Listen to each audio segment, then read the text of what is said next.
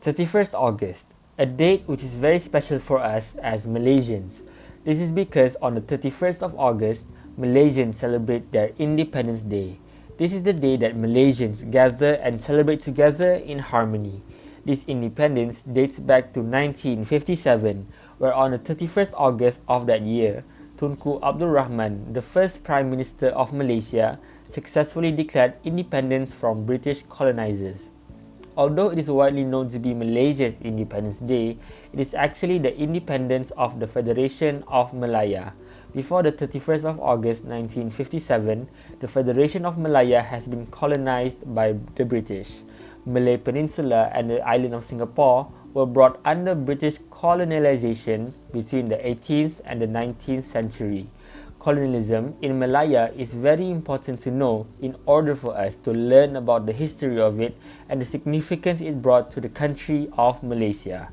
Colonialism itself is greatly linked with power, in which these two aspects are very important when we learn about international relations of the world. With that being said, Assalamualaikum and greetings everyone. I am Aiman Hakim bin Jalumin, and today for our international relations class, I will be presenting about colonialism and power, where I will be focusing on the British colonialism in Malaya. First of all, to get a better understanding of the topic, let us define the terms. Colonialism is defined as the policy of a country seeking to extend or retain its authority over other people or territories, generally with the aim of economic dominance. In the process of colonization, colonizers may impose their religion, language, economics, and other cultural practices on indigenous people. The foreign administrators rule the territory in pursuit of their interests, seeking to benefit from the colonized region's people and resources. Power, on the other hand, in international relations is defined in several different ways. Modern discourse generally speaks in terms of state power, indicating both economic and military power.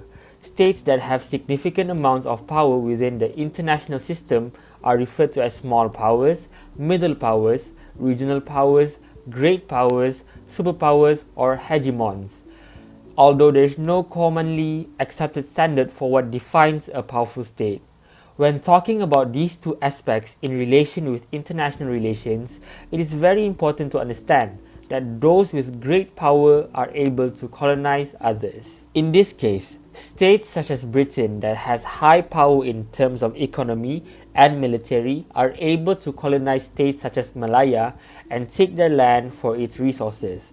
The British were already trading in Malaya as early as the 17th century, but they started to actually conquer a part of Malaya when they acquired Penang in 1786 to become one of their ship bases.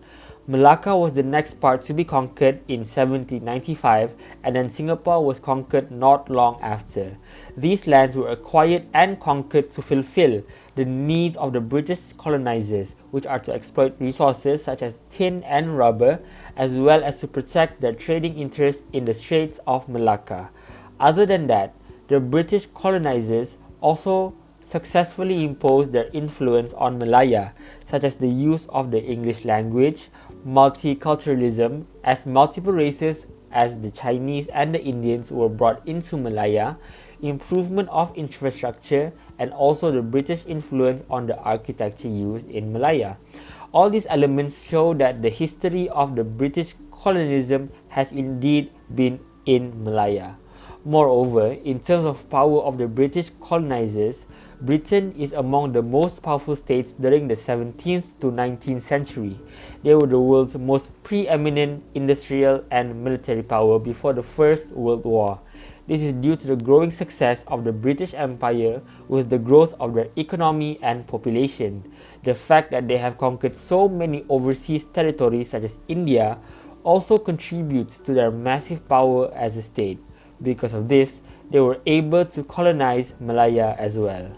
In conclusion, it can be said that history has shown that states with great power such as Britain, France, Russia, Portugal, and so many others are able to colonize other small states in order to gain economic dominance. These powerful states will also improve the colonized state in one way or another, as the colonized state can gain so much from the hegemony.